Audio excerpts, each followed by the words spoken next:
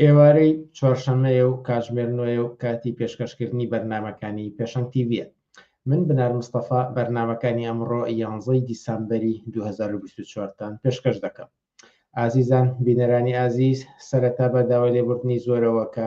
بەهۆی گرفتێکە لە فەیسبوکدا هەیە، ئێستا پەخشی ڕاستەوخۆمان لە فەیسبوکدا نییە، تەنها لە ڕێگەی یوتوبەوە پەخشی ڕاستەوخۆمان هەیە، بەڵام با دڵنیاییەوە گرتە ڤیددیۆکان و تەواوی چاوپێکەوتنەکانی بەرنامەکانی ئەمڕۆژ لە فەیسبوکدا بڵاو دەکەینەوە. هەر بۆ ڕاپەڕاندنی ئەم گرفتەی کە هاتبووە پێشەوە کاتی بەرنامەکانمان بڕێک دواکەوتووە، دووبار داوای لێبوردن لە بینەرانی ئازیز دەکەین. ئازیزان، بەرنامەکانی ئەمڕۆمان لا دوو تەور پێکاتوە: ڕووداوەکانی سووریا و پرسی موچە و دەستپێکردنەوەی ناڕەزایەتیە جەماوەریەکان لە کوردستان تەوەری بەرنامەکانی ئەمڕۆمان و ئێوەش دەتوانن بە پرسیار و سەرنج و تێبینیەکانتان بەشداری بکەن. لەگەڵمان بن بۆ بەرنامەکانی ئەمڕۆمان.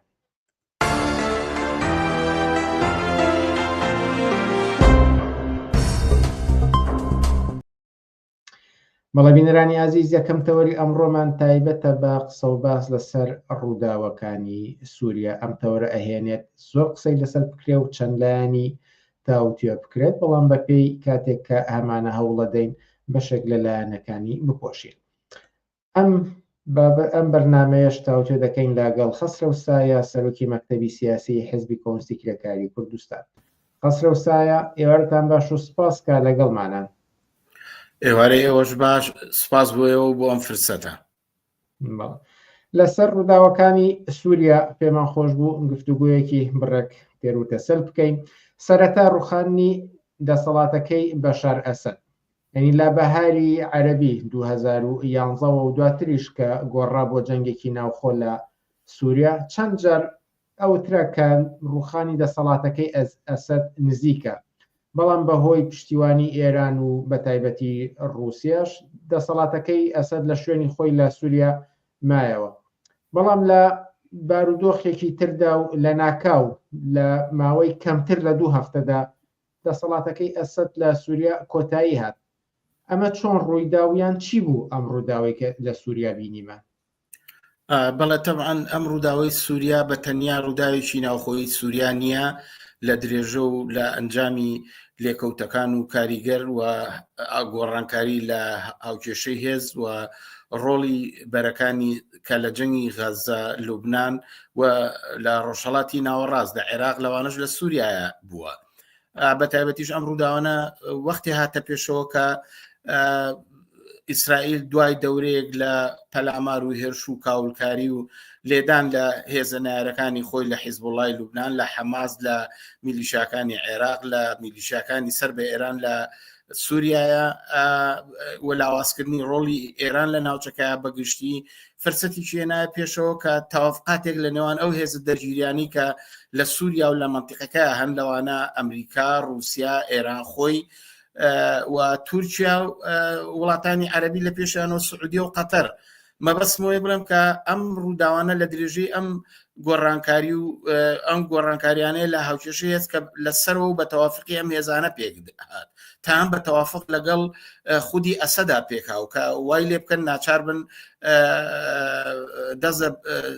دەسەڵاتەکەی هەڵگرێ و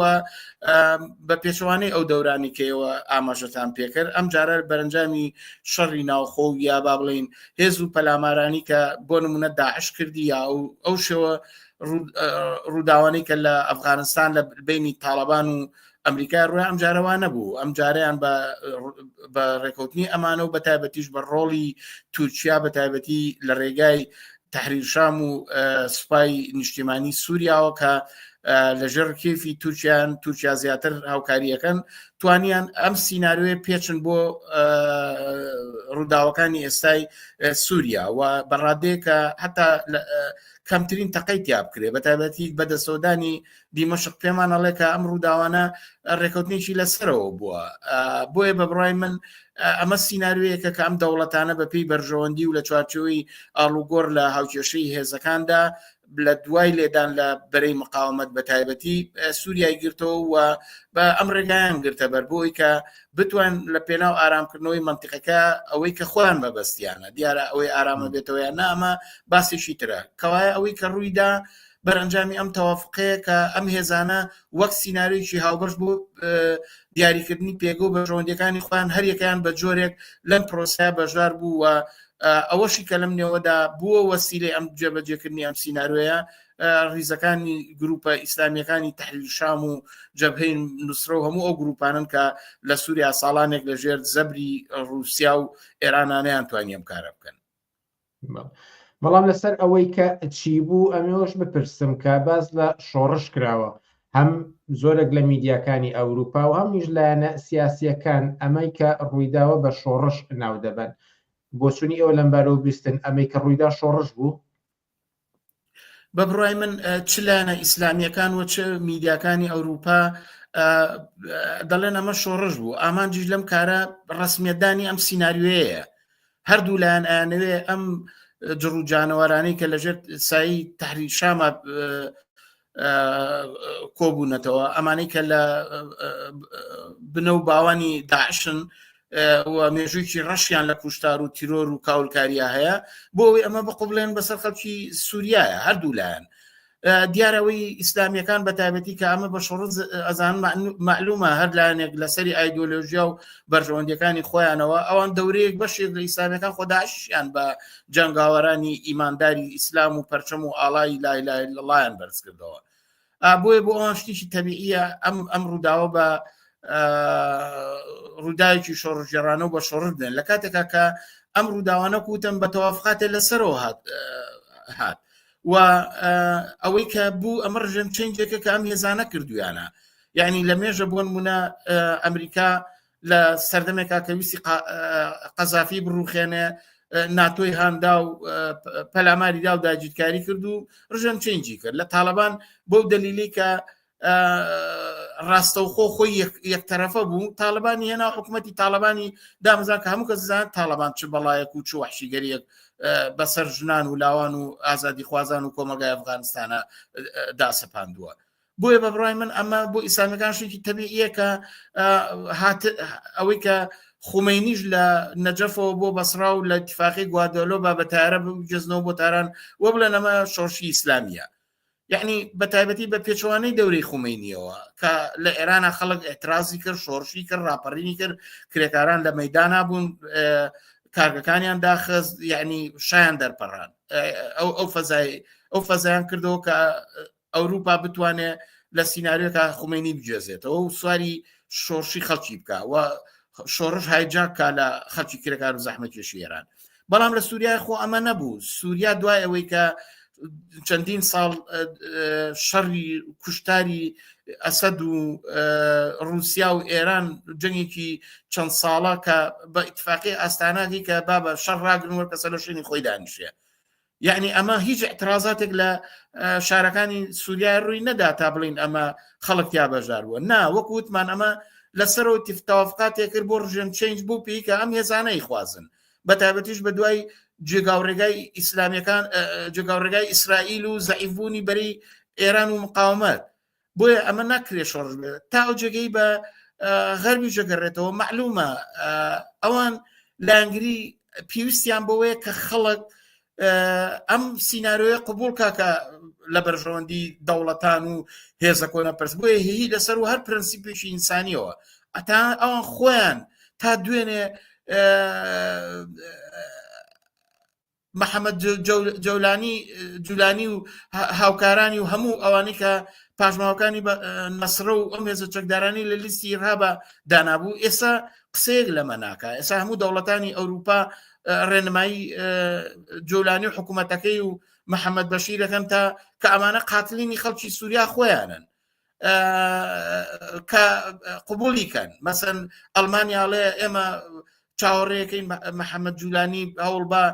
لایەنەکان کۆکاتەوە هەوڵ بن حکوومەتێکی بن کە فراوان پێبێ هەوڵ بن یعنی ئەیانێ مەدەنیەت بە جۆرێک بۆیاخی مەدەنی بن لەم تێرۆریستانە مەبەست وێ بڵم کە ئەم کەلیمەی شۆڕش و شۆڕژێڕێتی هەموو کەس زانێت کە لە سووریا شۆڕشێک نەبووە، هەموو یعنی ئاڵوگۆڕێک نەپێشینی ئیترازی جەماوەری هەیە، نەخەڵک هیچ نەخشێکی هەیە و لە ماوەی دەڕۆژاوەکو لە پرسیارەکەی خۆشتان هاتووە. ئەگەر ئەمە پشتی تورکیای لە پشت نەبێ و ئێران و رووسیا پشتیان نەکردبێتە ئەسەد و ڕازی نەبوون بەو تاوافقاتانی کە لەگەڵ ئەمریکا و ئیسرائیل و لایەنەکانی تراکردویانە، ئەوانە نانە دەتوانێت ئەم کارە بکەن. خۆ وەکووتمان 10 ساڵ هەوڵیاندا و کاولکاریان کرد تا بە ئەستانە نەگەی وەزئی سووریا ئارام نەبووەوانە. مەبەستمە بڵم ئەم ئیدعا و پروپاگاندانە جەوهەرەکەی لە هەر لایەکەوە بێ بە شۆڕشی لە قەڵەمبەن نەتیجەکەی بۆ سەپاندنی ئەم سیناریوەیە کە ئەوان دایاناوە بۆ ئەوەی کە ڕوخساری هێزەکانی تەحریر شام و تیرۆریستەکان بۆیاخەن و جوانیکەن. بەڵام ئەگەر هەتا لای ئیسلامیەکان ئەمە شۆڕش بێ،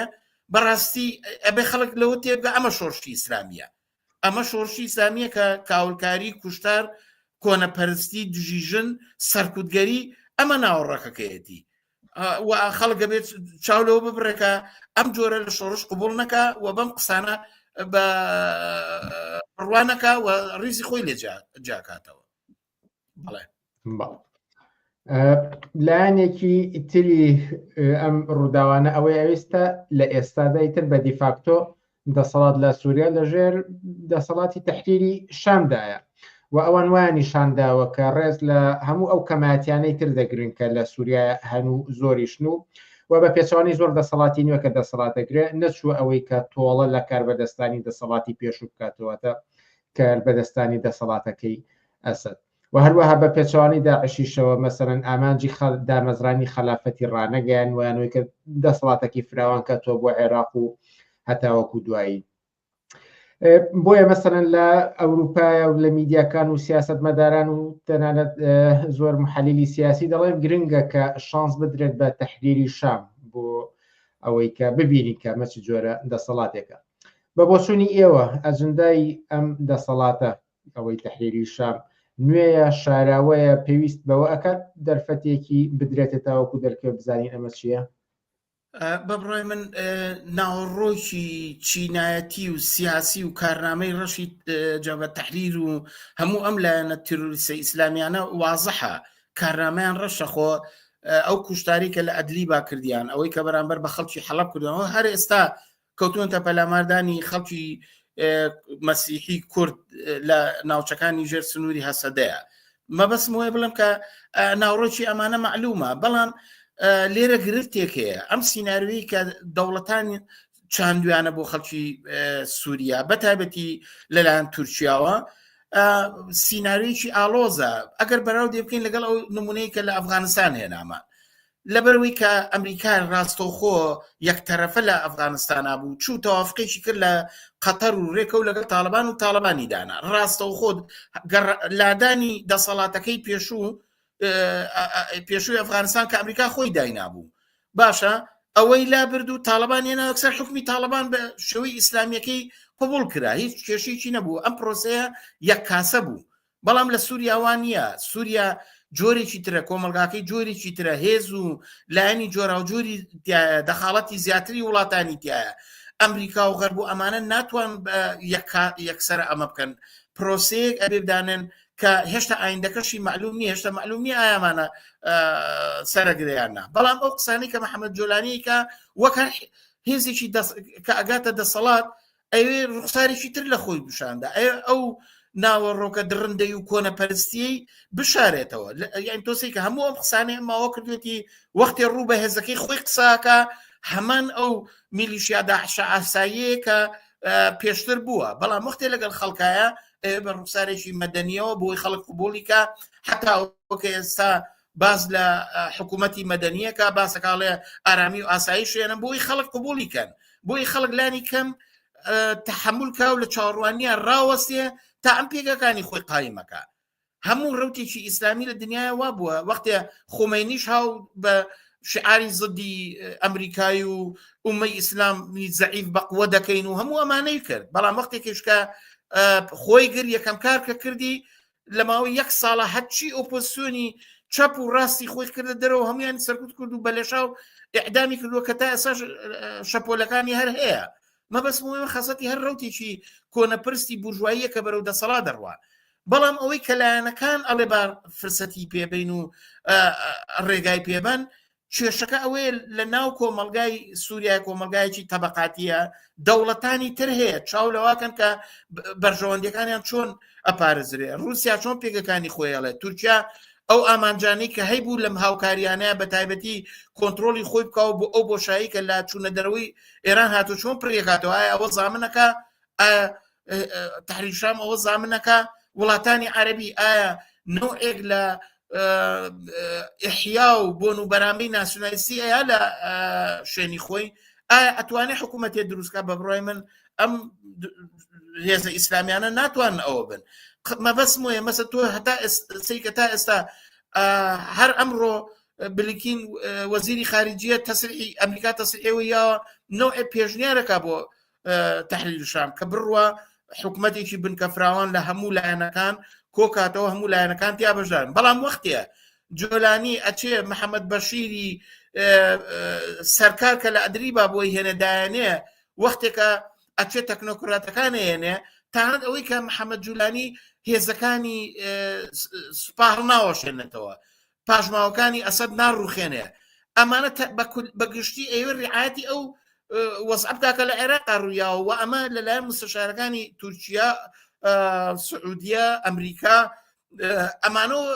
پێشنیاری بۆ کرێ مەسن نانێ ئەو وەسعی کە لە عێراقا ڕوبەڕیان بوو جێشان هەڵوەشانە و دام و دەستگاکانی هەڵوەشانە و مەجلیسی حکمیان دروست کرد و دوای ئەوە دەستوریان نووسیەوە ئەم پرۆسەیە بۆ مایەوەی کە دوای شەڕی نێوان باڵەکانی شیعە سوننە و شیعە کورد و لایەنەکان پێک هاوکە چەندین ساڵ لە ناوخۆی عێراقا جەنگ و سیناریۆیەکی ڕەش حکمی کرد ئەوان ئەم تەجروبەیان لە بەرچاوە بۆیە ڕێنمایی جەولانی و تحریری شامەکەن کە ئەو وەزعە لە عێراقا دووبارە نەبێتەوە چونکە هەمویان پێویستیان بۆیە ناوچەکە بەرەو ئیستقرار بن دەسەڵاتی ئەم حکومە ئەم لایەن و دەوڵەتانە بتوانێت لە سازدانەوەی ئەمنیەت و سیستەمی ئەمنی لە ڕۆژهەڵاتی ناوەڕاست و ئەو شتێک کە ناویان ناوە ڕۆژهەڵاتی تازە لە ڕەسی ئەم جوور و جانەوەرانە بتوان ئەمنیەتی ناوچەکە لە بەردەم سەرمایە و دەسەڵاتی چینی بورژوازی و دەوڵەتان و حاکمانی ئێستا و هێزە کۆنەپەرستەکانیان زامنکە بۆیە بە بڕای من ئەم قسانەی کە ئەڵێ فرسەتی پێبین بە معنای ئەوەیە کە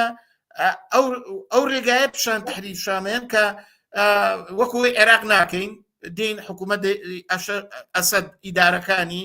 قەزا و ناحیەکانی سیستەمی ئیدارەی مروری قوانینی بۆ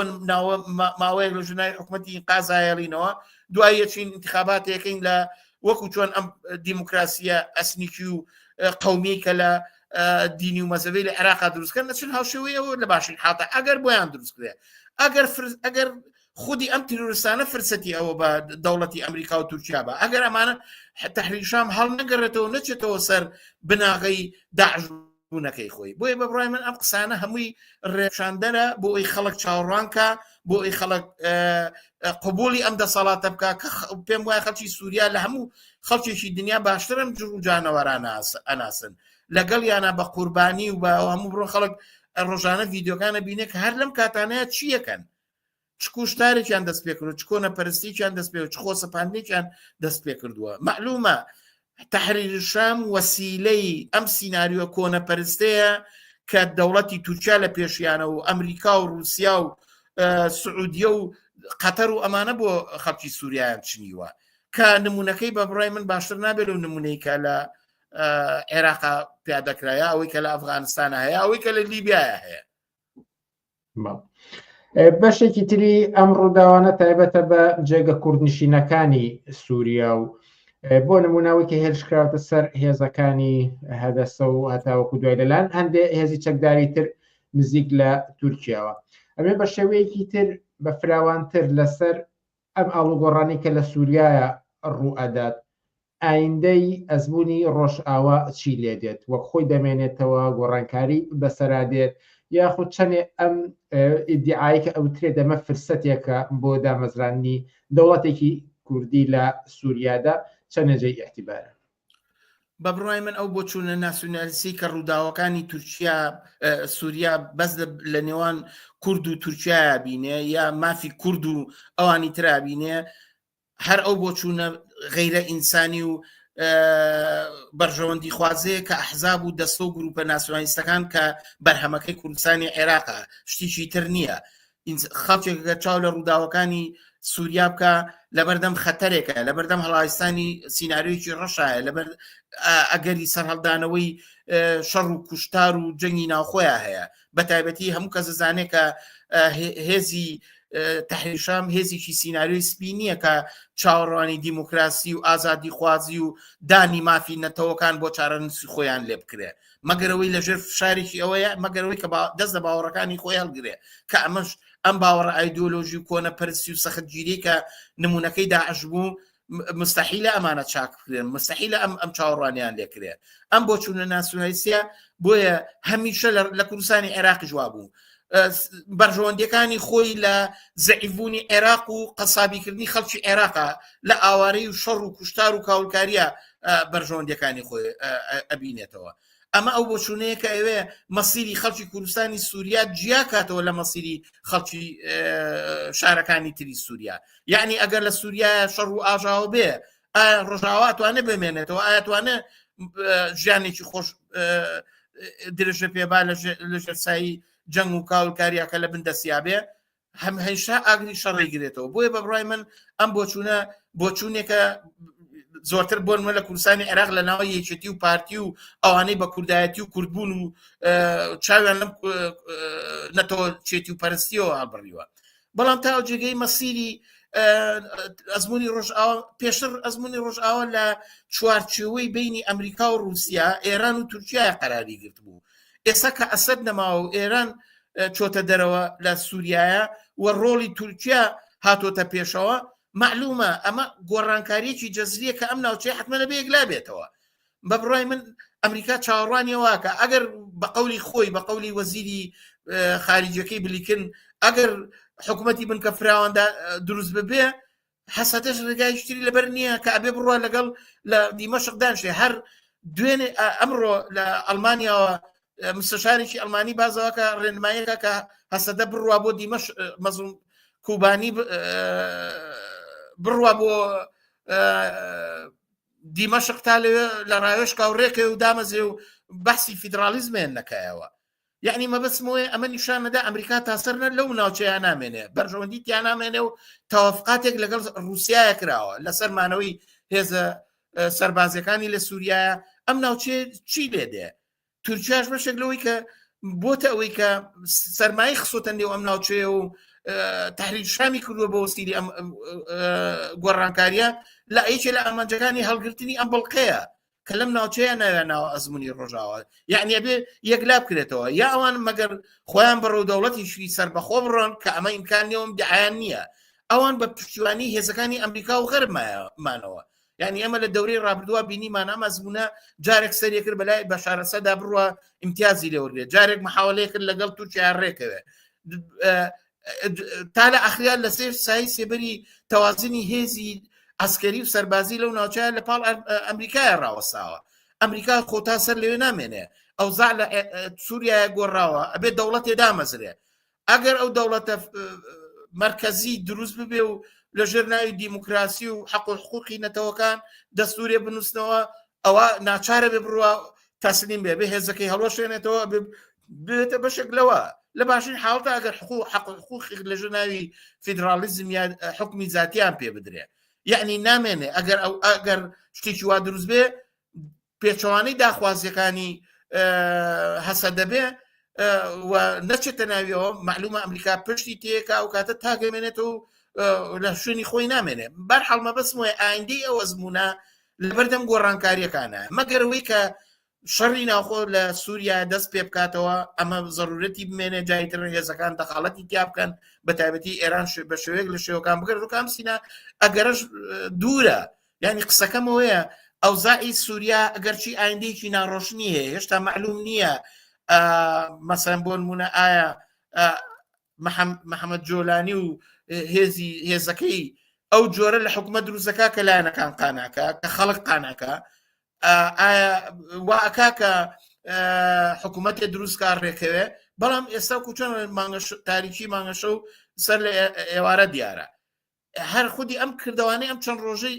کە ئەوان دەسەڵاتیان گرتووە لە دیمەشقات چەند ڕۆژێکە باشە نیشانەدا کە ئەمانە هەڕەشەن بۆ سەر و ناوچەیە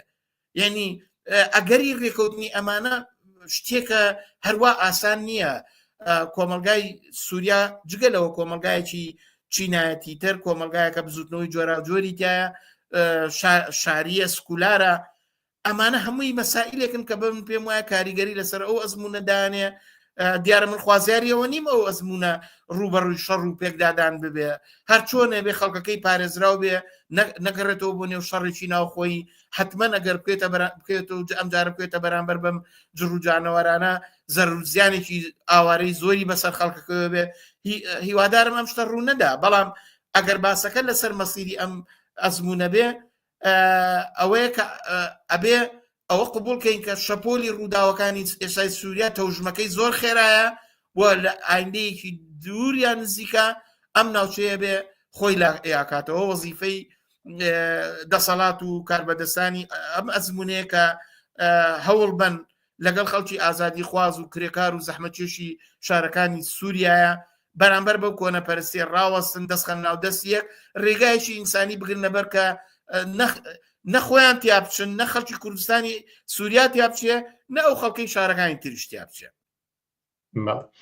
ئەگەرچی لەسەر ئایندەی سووریا وتت ناڕۆشنە بەڵام ئەمەوێ بۆ چونتان ببیستم لەسەر ئەگەرە جۆرا و جۆرەکان ئەو سیناریۆ جۆرا و جۆرانی کە ئێستا لە بەردەم ئایندەی سووریادا هەن بە وەچوونی ئێوە چین یان ئەگەر بە شێوەیەکی تر بپرسم ئێستا سووریا بەرەو کوێ دەڕات من پێم وایە چەند ئەگەر هەیە یەکێک لەوانە کە بەپێی ئەوەی کە دەوڵەتان بۆیان عکسیان کردوتەوە لە سیاست و میدیاکانەوە ئێستا هەمویان هەوڵە دەن چەکوشکاری لە هێزەکانی تەحریر و شام و سوپای ئەوە نیشتیمانی سووریایە بکەن ڕواڵەتی جوانکەن مەدەنی پیشان بن و سەرنجام بەپێی ئەو پرۆسێکە تا ئێستا هاتووە ئەمانە کۆکەنەوە لە ژێر ناوی دیموکراسیەکە کە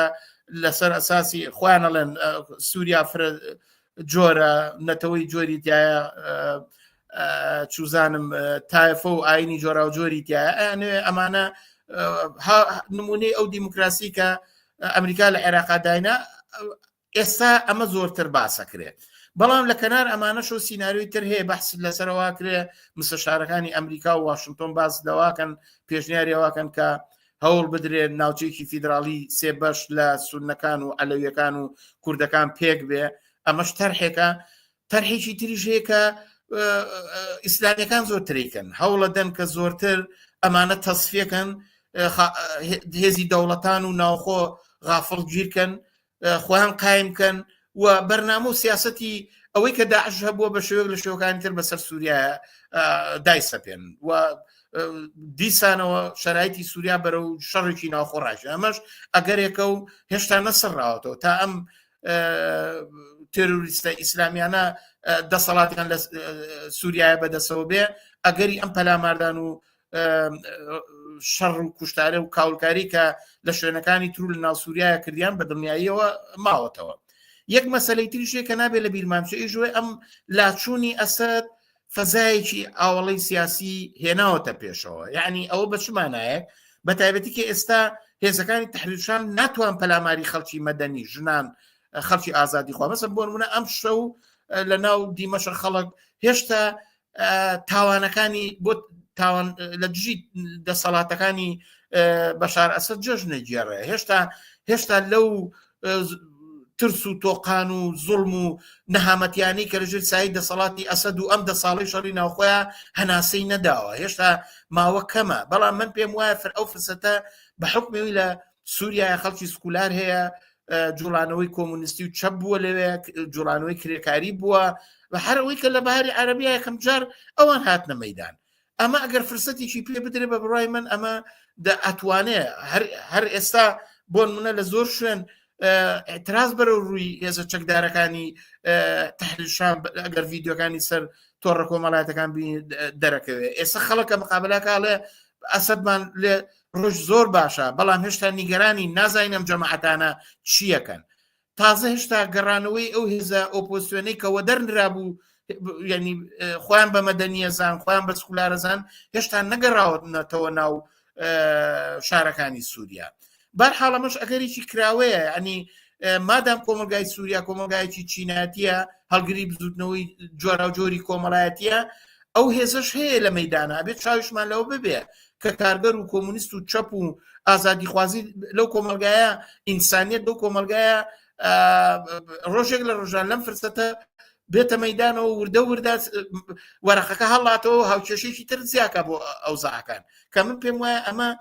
ئەگەرچی دووریش بێ بەڵام ئەگەرێکە هەیە بۆیە هەموو ئەمانە هەن بەڵام لە کولیە تا ئەوەی کە سیناریۆیە ئەوەیە کە من پێم وایە هەر چۆنێ بێ ئەگەر خەڵک نێتە مەیدان بەرەی کرێکار و زەحمە چێژنێتە مەیدان ئەوە معلومە ئەم سیناریۆی کە ئەمریکا و غەرب و تورکیا و رووسیا و ئێران و قەتەر و سعودیە بۆ خەڵکی سووریان دروستکە سیناریۆکی سەراپا کۆنەپەرستانە و دژی ئینسانیە داهاتوویەکی ڕوو لە باشی نابێت مەگەرەوەی کەوتم هێزێکی ئازادی خواز دەرکی خێرا بە وەسی خۆی و کۆمەلگاکەی بکاو بێتە مەیدانەوە و بتوانێت جڵەوی گۆڕانکاریکی گەورە لە معادلاتی هێزا بەدەستەوە بگرێت خەسترە سایە سەرۆکی مەکتەبی سیاسی حیزبی کۆمسیی کرێکاری کوردستان زۆر سپاس کە لە بەرنامەکانی ئەمشەی پێشەنگ تیڤیدا ئامادە بوون سپاس بۆ ئێوە ماندوو نەبن هیوادارم کاتێکی بەسوودمان بوو بێ زۆر سپاس بینەرانی ئازیز ئەوانەی ئێستا پەیوەست بوون پێمانەوە بە داوای لێبوردنەوە بەهۆی گرفتێکەوە کە لە فەیسبوکدا هەیە نەمانتوانی پەخشی ڕاستەوە خۆی بەرنامەکانی ئەمڕۆمان لە فەیسبوکدا پەخش بکەین بەڵام هەڵبەت تەواوی گفتوگۆکان دواتر لە فەیسبوکیشەوە بڵاو دەبنەوە هەر بەم ئەوەیەوە بڕێک بەرنامەکانی ئەمشەی پێشەنگ تیڤی دواکەوتن با هیوای زاڵبین بەسەر تەواوی ئەو گرفتانەدا لە داهاتوودا وچانێکی کورت و پاشان سەبارەت بە پرسی موچە و ناڕەزایەتیەکان لە کوردستان بەرنامەمان دەبێت و لەگەڵمان بمێنەوە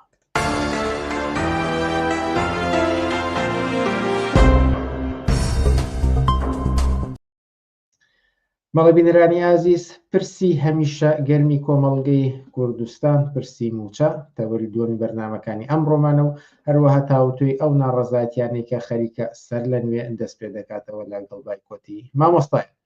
ئەم بابەتەش تاوتێ دەکەین لاگەڵێکێک لە سیمە هەرە ناسراوەکانی بزوتنەوەی ناڕەزایەتی ئەمڕۆی کوردستان ناغەدا عوسمان ناغەدا عوسمان ئێوارە باش و سپاس کا لەگەڵمانیت سپاس بۆ ئێوەش ئەمەوێت لەسەر پرسی موچە و ناڕەزایەتیەکان دەست پێ بکەم کە جارێکی تر ناڕەزایەتی و بایکۆت لە بەرامبەر وەرنەگرتنی موچەی مامۆستایان و فەرمانبەران بابەتی گەرمی ئەمڕۆی کۆمەڵگەی کوردستانە چۆن ئەم جارە گەشتنەوە بە ناڕەزایەتی دەربڕین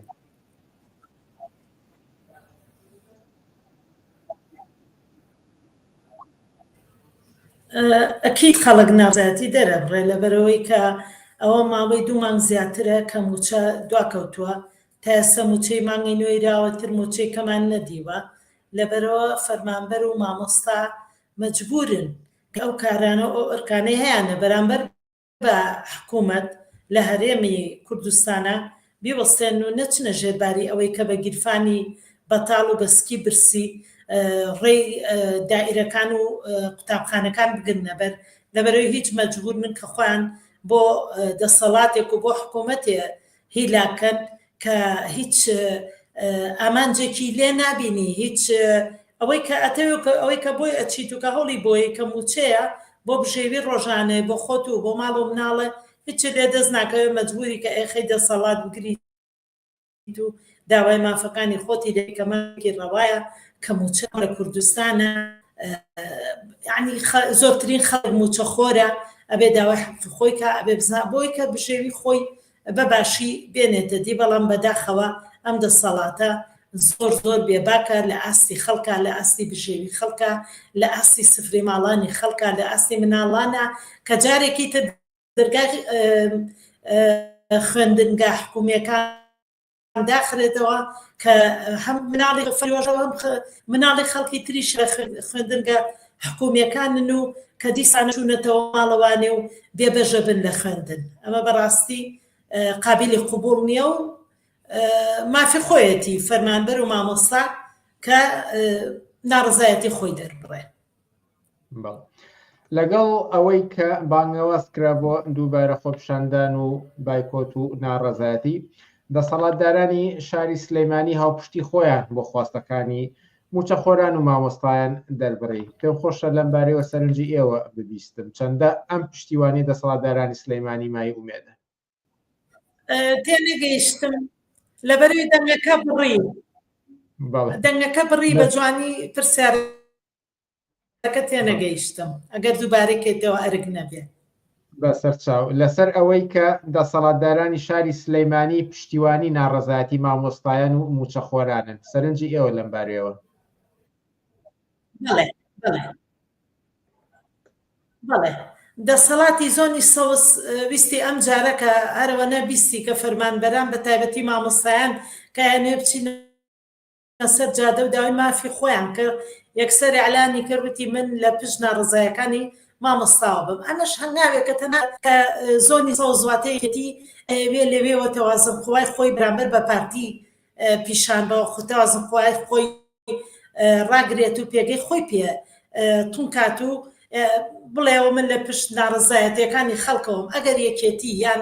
دەسەڵات لە زۆنی سەوزە لەوە بواە کە بژێوی کە موچەی خەڵکی بۆ گرنگە، ئەمەنەی داهات و پارە هەیە، ئەمەنەی تەنکەرە نەوت بەڕێ کردووە کە بە پارێکی زۆر واتە بودجەیەکی زۆر پارێکی زۆر وەرئەگرێ و پارەی داهاتی دایرەکانی کەی لە ئەیتوانی هەر بەوە لایە لە خەڵک کاتەوە هیچ نەبایە نوێ موچەیەکی باە بە خەڵک مامۆسایانی ڕازی کردە بۆ جارێکی تر دەرگای مەکتەبەکان دانەخرێتەوە، فەرمانگەکان و خەڵک کە ئەچێ معاملەیەکی هەیە کارێکی هەیە لە فەرمانگەکان شەلە نەهێنێ بتوانێ بێکاری خۆی بکە، فەرمانبەرەکان دەست نەنێن بەڕوویەوە دەنگ هەیە. بەڵێ دەنگ هەیە، بەردەوام بن.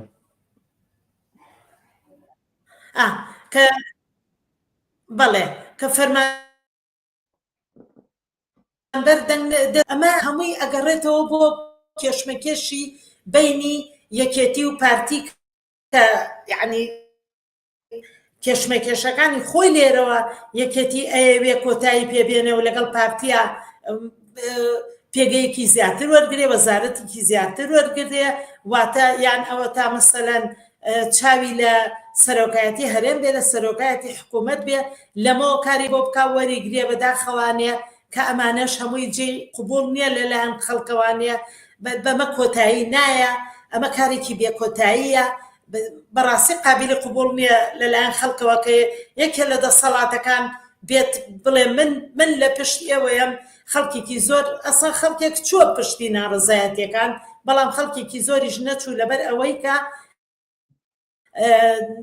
یەکێتی خۆی هێنایە پشت ناڕزایەتیەکانی خەڵک لە لایەکی کەشەوە. بەڕای من ئەوێ حتا چمکی ناڕزایەتەکان لە خەڵک وەرگێتەوە، ئەجینا هیچی تر نییە. لایەنێکی تر ئەکە پرسی موچە، ئایا موچە دێت نەهات،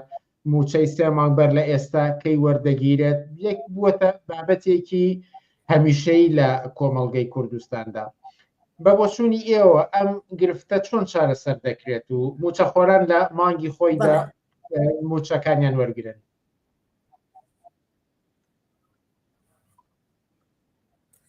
ئەمە کێشەیەکی نەبراوەیە، بێحەلە. ئەگەر بگەڕێنەوە بۆ 11 ساڵ پێش ئێستا سەرەتای کێشەکانی نێوان حکوومەتی ناوەند و هەرێمی کوردستان لە خیری هەر لەواچێ ئەم هەرێمی کوردستانە موچەخۆرەکانی مانگی 10 و 11 و 12 پێوەنەیە. لە ساڵی 2013 لە مانگی 10 دیسانەوە عەرقەلە کەوتەوە ناو موچەیان، موچێت و موچە نایە، ئەوەی بیرمان بێ لەو کاتەوەیە. اینجا هەر لەو ساڵەشە ئیتر کە هاتینە 2014 داعش هاتە ناوەوە، ئەوە بوو ناسەقامگیری سیاسی و بارێکی ئالۆس کە هاتە هەرێم و هاتە عێراقەوانێ. ئەمە هەموو کێشە بوون بۆ هەرێمی کوردستان بۆ ئەوەی کە ئەوەنەی تر موچەکانیان دواکەوێ. اینجا هەر لە ساڵی 2007 هەموو بیرمانە کە ئەو کاتە سەرۆکی هەرێم مەسعود بەرزانی بوو ئیعلانی ڕێفراندۆمی کردوتی من ڕێفراندۆم ڕاگەێنم و خەڵک بێت یعنی دەنگان بکەین بۆ ڕێفراندۆم بۆ جیابوونەوەی بەحساب بۆ جیابوونەوەی کوردستان لە عێراق کەوانە بوو هەر دەنگانێ بوو بۆ ڕێفراندۆم ئەمەش بۆ خۆی کارێکی گەورەی کردە سەر موچەخۆر سەر هەرێمی کوردستان کە ئەوە بوو کەرکووکیان لێسەنینەوە ئەوە بوو کە ئەمان چەنەهای چەند ساڵ بوو لە 2004 و 2023ەوە تقریبان بە هەوەسی خۆیان لە کەرکووک لە چاڵە نەوتەکانی کەرکووک بۆ سی خۆیان نەوتیانە فرۆشت بەبێ ئەوەی کە هیچ پارێک بگەڕێنەوە بۆ حکوومەتی ناوەند بەوسی خۆیان قاچاقچێتیان پێوە ئەکرد ئەمەش فرسەتێ بوو بۆ حکوومەتی عێراق کە دەستی گرتەوە بەسەر چاڵە نەوتەکانی کەرکووکەوە ئەمەشی لێسەنەوانێ ئیتر ئەمە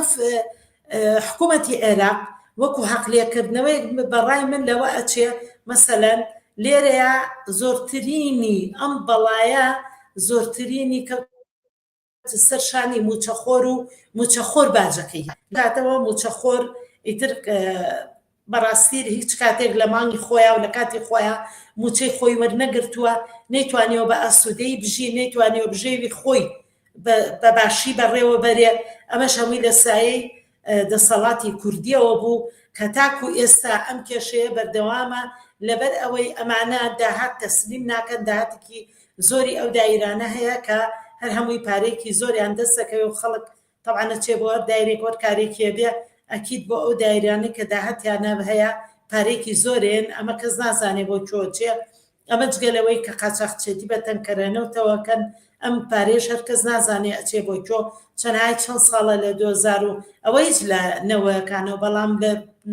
بەعکیدی لە دوای 2023ەوە کە خەڵک چی پارەی تەقاعودی یاوە کە تەقاعودی ئەو مۆزەفەی کە پارەی تەقاعودی لێ بڕێ بە هیچ شێوەیە حکوومەت لە هیچ شوێنێکی دنیاە بۆی نییە دەستبا لە پارەی تەقاعودەوە چونکە پارەی خۆیەتی لێی ئەبڕن ئەم پارەیە ئەبێ بچێت سنووقێکەوە سنووقێکی هەبێ ئەم سنووقەژ نەماوە یعنی حکوومەتی عێراقی حکوومەتی ناوە لەوانەیە بە هەردوو دەستپێشێ بەس پارەی تەقاعودی بۆ چۆ ئەچێ خانەنشینی بۆ چۆ ئەچێ چونکە خانەنشین وەکو ئەوە وایە چۆنەڵێ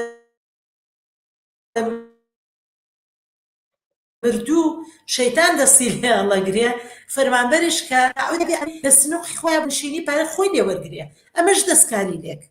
دەستی بۆ براوە ئەمەش تەعدای لێکراوە لە لای دەسەڵاتی کوردیەوە لەبەرەوە بەڕاستی ئاڵۆزیەکان بەرامبەر بە موچە ڕیشەی داکوتاوە هەروە ئاسان نییە لەبەر ئەوە بێ موچە خۆر بە هیچ شێوەیە لە مافی خۆی واز لە مافی خۆی ئەبێ سەگرتووە لە 2023 موچە وەستاوە نەبوو دیسانەوە یعنی تۆ بە باڵای موچە خۆر بڕاوە هەموو ساڵێ سێ موچە کەس نێزانێت چی لەکەی بۆ کوێی ئەبەی لە کاتێکا حکوومەتی عێراقی تەنها داواکاری ئەوەیە کە ئەڵێ تۆ داهات بنێرە نازانم بڕەکە چەنە ئەڵێ تۆ ئەمەنە بنێرە بڕە زۆرەکە سەر حکوومەتی عێراقی و عێراقیەکەم چونکە حکوومەتی عێراقی قە دەست لەمانە بشووە هەقە دەستیان لێڵگرێت واز لەمانە بێنێ و خۆی بەرپرسیارەتی موچەی موچەخۆری کوردستان هەڵگرێ وەکو موچەخۆری عێراق مادەم ئەڵێ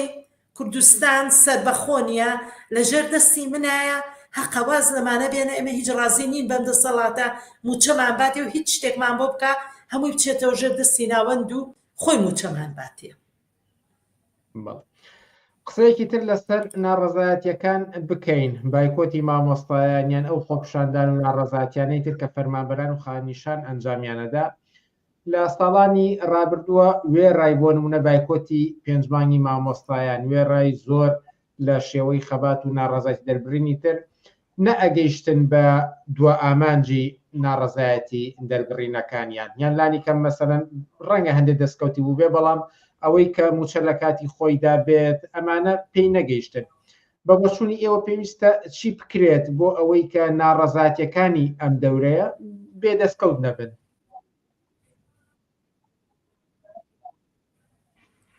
ئەوەی کە بەڕاستی کە ئامانج و ئەنجامی ڕوون نەبوو خۆپیشاندان و ناڕزایەتێ بەردەوامەکان بە تایبەتی لە 2023 ئێمە هەتا مانگی 2024 واتە 5 دانە مانگی ڕێک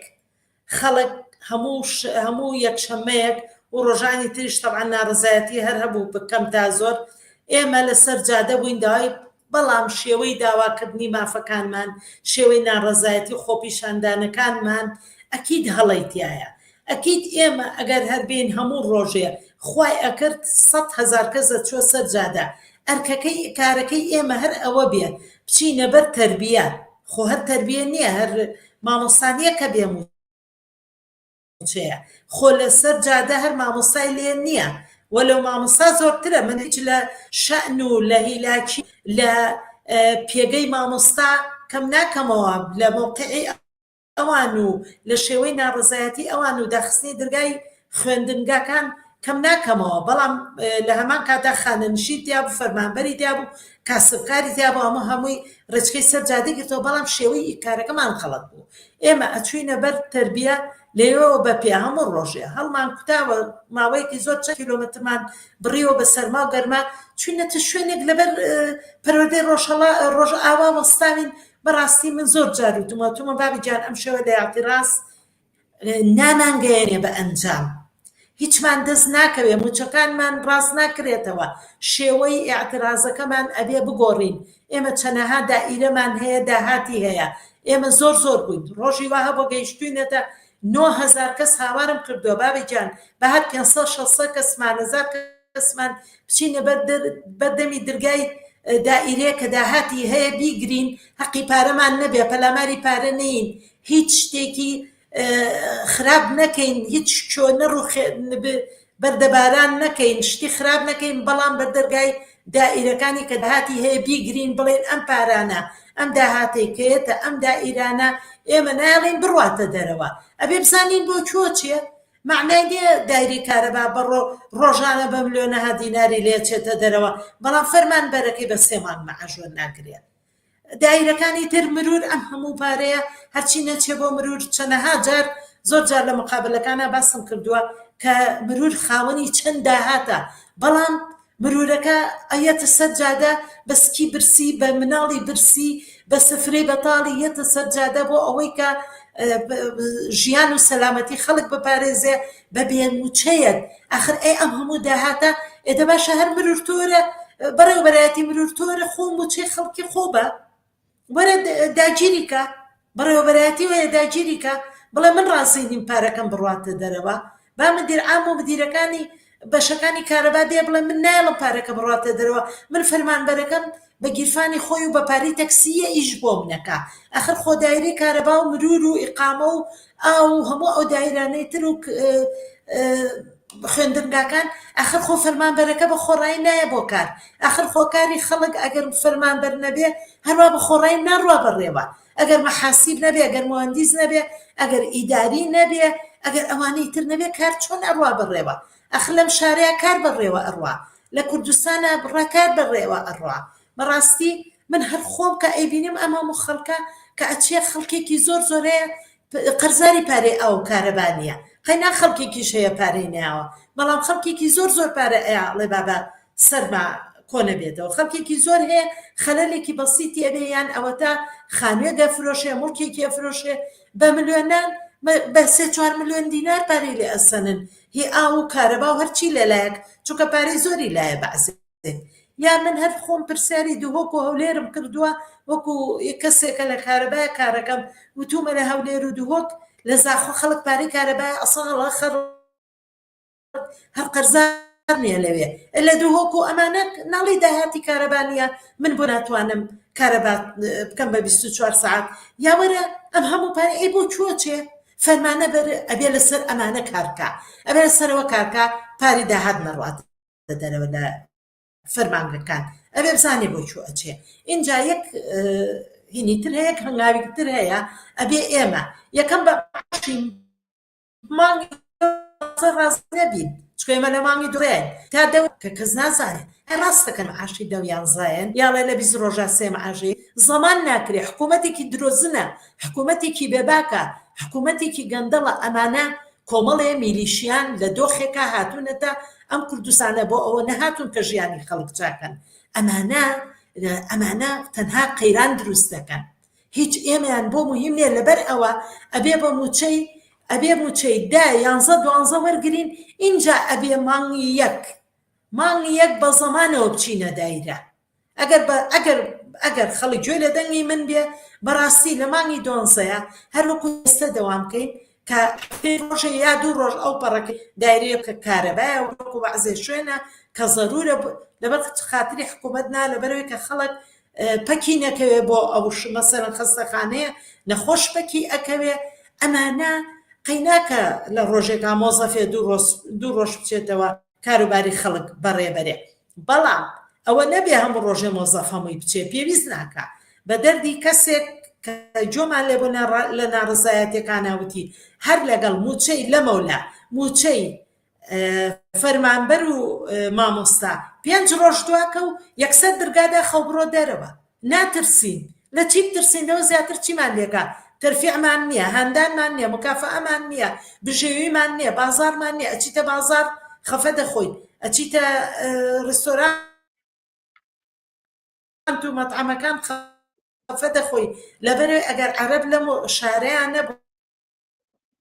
وایە ماڵیان ناوا بێ ئەگەر ئەوان نەبوونە پارەیان بازار هەر بەتیدەکەندا خەڵک بێزار بووە لەم ژیانە هیوان لێ هاتۆ خەڵک بزە لەسەر لیری نەماوە خۆ ئەمە گاڵتە نییە تۆ مانگێنێ دوان نییە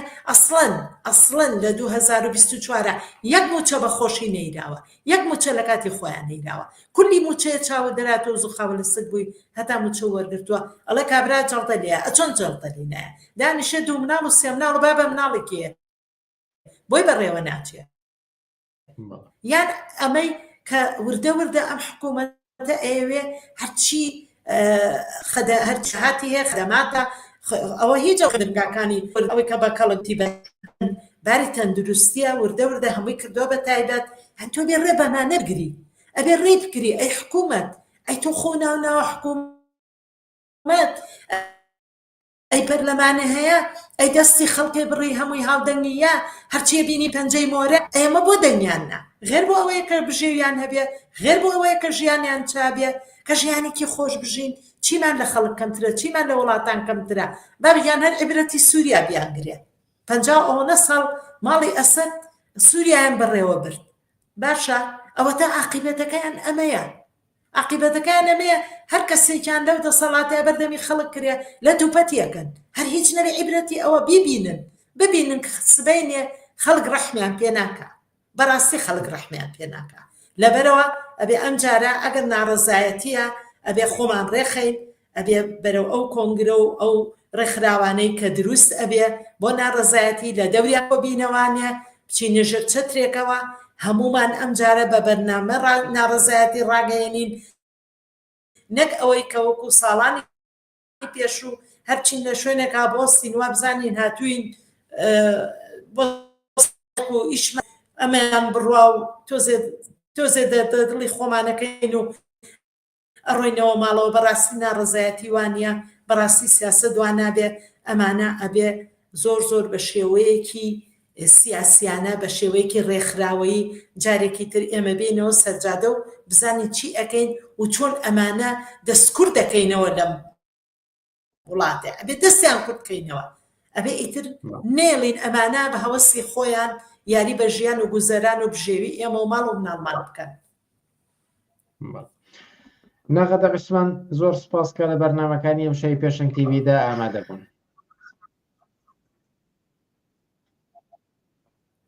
سپاس بۆ ئێوەش. عزیزان جارێکی تر بە داوای لێبوردنەوە کە بەهۆی گرفتێکەوە لە فەیسبوک نەمانتوانی پەخشی ڕاستەوخۆی بەرنامەکانی ئەم شەوی پێشەنگ تیڤی لە فەیسبوکەوە پەخشکەین بەڵام بە دڵنیاییەوە چاوپێکەوتنەکان و گرتە ڤیدیۆکان لە فەیسبوکیشەوە دواتر لا پێگەی پێشەنگ تیڤیەوە بڵاو دەبنەوە. ئەم شەو تەنها لە ڕێگەی یوتیوبەوە پەخشی ڕاستەوخۆی پێشەنگ تیڤی توانیمان پەخش بکەین. لێرەدا دەینە کۆتایی بەرنامەکانی ئەم هەفتەیەمان تا هەفتەی ئایندە کاتێکی خۆش بۆ هەموو لایەک و هەر شاد و سەرکەوتوو.